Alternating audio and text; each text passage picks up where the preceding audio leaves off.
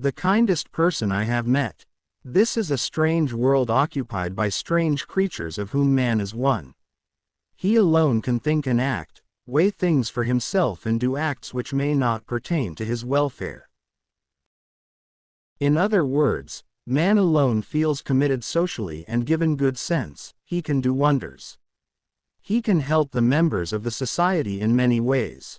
Some feel it is their duty to help the members of the society to which they belong. They may even go out of the way to help others and wipe tears from the eyes of the suffering and bring them succor.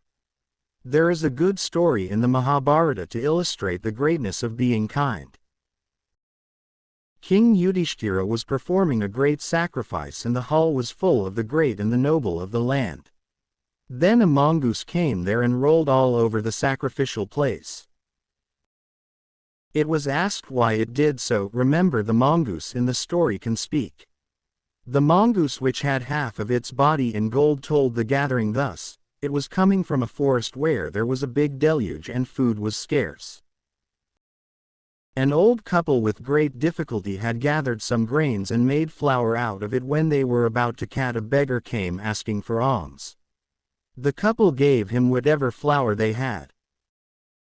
Some of the flour fell down, and when the mongoose rolled on it, half its body became golden. That was the greatness of spontaneous kindness. Hearing a lot about Yudhishthira's sacrifices, it has come there with a view of getting the other half of its body golden. But it was disappointed. It said it was all done for personal glory. Of course, the story has a moral. In fact, genuine kindness is a rare commodity, but still there are and have been persons who go even out of the way to help others. Mr. X was a kind man. People did not know much of his kindness. At the time of his retirement, he got a sizable sum by way of gratuity. Had it been any other person, he would have invested it in some bank or other institution from where he could get a good return, but he didn't do that. He had a distant relative of his who was a good cycle mechanic and also a shrewd businessman, but he had no money of his own to start any business on his own. Mr. X met the mechanic relative quite casually and learnt that he needed the capital to build up a fine business. Without hesitation, he offered him his life's savings to the relative, saying that he could use the money for starting his own business. The other hesitated and said, "Suppose I fail?" But the kind gentleman would not back out.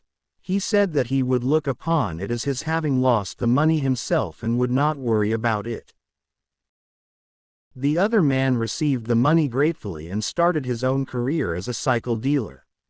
The war came, and with his acumen, he not only built up his industry but also made a name and finally built his one factory employing thousands of workers.